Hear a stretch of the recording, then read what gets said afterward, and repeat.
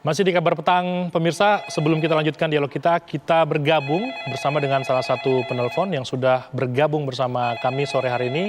Halo, dengan Bapak siapa di mana? Iya, dengan Ridwan Palembang. Oke, Pak Ridwan di Palembang, apa Pak yang mau disampaikan berkaitan dengan Iya, Capres-Cawapres 2024? mau mengkritis sedikit tentang Nasdem Pak Surya Paloh dalam hal ini ketua umumnya. Kenapa Pak Surya Paloh itu seakan macam menjual capres? Apa enggak dari kadernya Partai Nasdem sendiri dicalonkan jadi capres gitu. Kita kan tahu bahwa Pak Ganjar Pranowo kan dari kader PDIP yang fanatik dari Ibu Mega. Sedangkan Pak Anies kita tidak tahu masih yang ngawang partai mana yang dianut. Nah sebaiknya Pak Surya Paloh itu tidak usah mempersatukan bangsa dengan cara yang begitu. Kan Pancasila cukup kata Pak Sekjen dari PDIP untuk mempersatukan bangsa. Nah jadi tidak perlu, saya pikir kadernya sendiri kan ada, Pak Joni Plate dan lain-lain, mungkin anaknya sendiri penanda untuk jalankan jadi capres. Itu aja, terima kasih. Assalamualaikum. Oke, baik. Terima kasih kami dapat poinnya dari Palembang tadi. Kita dengarkan kumandang azan maghrib terlebih dahulu sebelum kita lanjutkan dialog kita. Sebelum kita lanjutkan dialog bersama Bang Willy dan Mas Adi, kita terima satu penelpon lagi. Halo, dengan siapa, dari kota mana Pak? Ya, dari Kota Makassar. Oke, dari Makassar, silakan Pak. Ya, setelah saya melihat dari pertemuan Surya Paloh dengan Pak Anies dan Pak Ganjar, saya melihat keduanya ini susah untuk dipertemukan. Yang pertama adalah siapa yang mau 01 dan siapa yang mau 02. Ya, itu. Yang kedua, saya melihat bahwa keinginan daripada Surya Paloh ini adalah bagaimana dia dapat mendulang suara dari kedua calon ini sehingga dia calonkan. Ya, dia ada resonansi suara yang dia inginkan. Jadi sulit sebenarnya untuk menyatukan kedua calon ini untuk maju. Oke. Baik, jadi saya sarankan barangkali adalah bagaimana Anies Baswedan ini lebih condong kalau dia bergabung dengan Gerindra.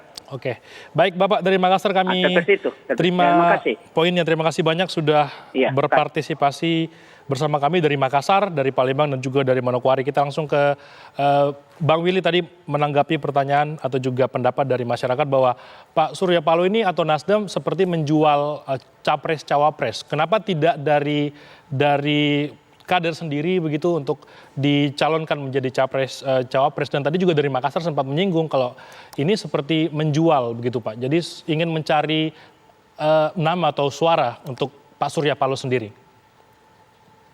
Iya, Bung Imral, dalam hidup ini ada hal yang harus diperjuangkan. Tentu sebuah gagasan, sebuah pilihan itu diperjuangkan dan tidak sedikit aral yang akan melintang, bahkan kemudian apa yang dibilang oleh para penelpon barusan termasuk Bung Adi Praitno itu tantangannya banyak dan tidak gampang. Itu sebuah keniscayaan. Dan ini namanya gagasan, namanya niat baik, tentu ketika dia diterima dia akan bisa dilihat. Cuma kemudian sekali lagi kami Pak Surya concernnya bagaimana kemudian pemilu kita adakan dalam suasana hati yang riang. Siapa kandidatnya? Nah, yaitu preferensi kita masing-masing. Kebetulan ini yang dihasilkan oleh Rakernas Partai Nasdem adalah putra-putri terbaik Anies Baswedan, Andika Perkasa, Ganjar Pranowo. Itu bagian dari proses apresiasi Nasdem terhadap kader-kader bangsa. Kalau tidak, proses kandidasinya sangat limited. Mereka hampir tidak memiliki ruang untuk kemudian mencalonkan diri. Oh, bahwasannya Nasdem berhak memiliki untuk mengusung calon dari internal, itu bisa saja. Tapi kita bisa lihat bagaimana pengorbanan itu dilakukan untuk kemudian bisa mempersembahkan kader-kader terbaik. Jadi Pak Surya selalu memesankan why not the best? Kenapa kita tidak memiliki pasangan yang terbaik? Kenapa kita tidak memiliki pemimpin-pemimpin yang terbaik? Kenapa yang kemudian harus kemudian ya yang baik di antara yang buruk? Jangan seperti itu. Baik. Tapi call-nya adalah why not the best. Baik. Pertama. Baik Mas Willy, kami dapat. Yang kedua, Bu Imral, sebentar, ada poin yang paling penting adalah ketika ini tidak diterima sebagai sebuah gagasan, sebagai sebuah proposal, sebagai sebuah tawaran, itu juga tidak apa-apa. Nasdem tidak berkecil hati. Karena apa? Yang penting adalah niat baiknya sudah pernah disampaikan dan diutarakan sebagai sebuah salah satu jalan keluar dari problem-problem yang kita hadapi. Baik. Kembali lagi kepada preferensi masing-masing partai dan begitu. Baik, terima kasih Bang Willy, kami dapat poinnya.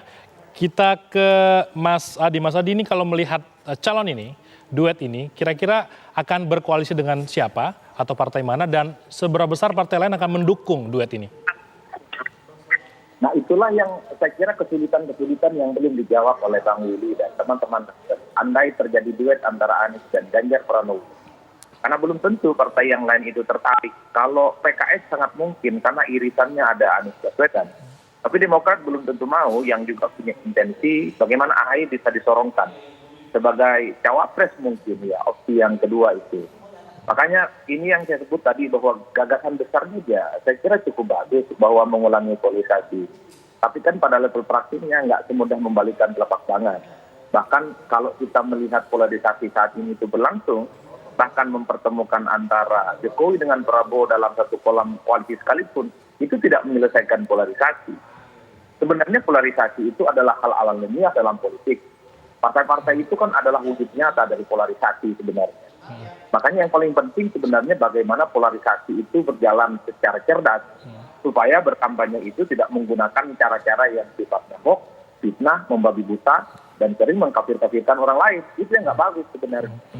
Makanya dalam berbagai kesempatan saya selalu mengatakan ya Mas Imran, kalau ingin menghilangkan polarisasi, hilangkanlah partai politik, jadikanlah satu partai saja dan pemilihnya nggak usah. Itu baru hilang polarisasi. Dalam sistem presidensialisme multipartai ekstrim di Indonesia, variabel komponen kepentingan politik itu kan nggak bisa kemudian disamaratakan dalam hal yang sifatnya satu variasi dalam kehidupan. Makanya yang paling penting ditekan itu adalah bagaimana semua larangan dalam kampanye, sesuatu hal yang diharamkan dalam politik itu seperti fitnah dan lain-lain itu tidak dilakukan. Buktinya apa? Kalau untuk variabel dari mempersatukan bangsa itu tokoh, buktinya nggak ada. Misalnya ketika Jokowi dan Prabowo saat ini menjadi menteri, ada yang kemudian jadi presiden, tidak menyelesaikan polarisasi. Bahkan semakin kencang sejauh ini. Begitupun ketika misalnya menyatukan antara Anies Baswedan dengan Ganjar Pranowo, tidak ada jaminan apapun bahwa polarisasi akan terhenti selama masyarakat kita ini begitu liar dan merasa bebas untuk menyampaikan ide-idenya terkait dengan kepentingan politik mereka. Makanya yang paling penting sebenarnya titik temunya di partai politik untuk mengedukasi kepada mereka bahwa berkampanye dan berpolitik itu dengan cara-cara yang baik. Dan yang paling penting siapapun partainya nggak boleh menggunakan cara pintas gitu, menggunakan agama, politik identitas untuk kepentingan mereka. Baik Mas Adi. Kali partai indah ngomong di depan gitu, tapi di belakangnya mereka bekerja dengan yang lain. Baik Mas Adi, kami dapat poinnya. Terima kasih Mas Adi dan Bang Willy sudah bergabung. Siapapun calonnya nanti kita harap yang terbaik untuk bisa menghilangkan polarisasi dan juga politik identitas. Terima kasih banyak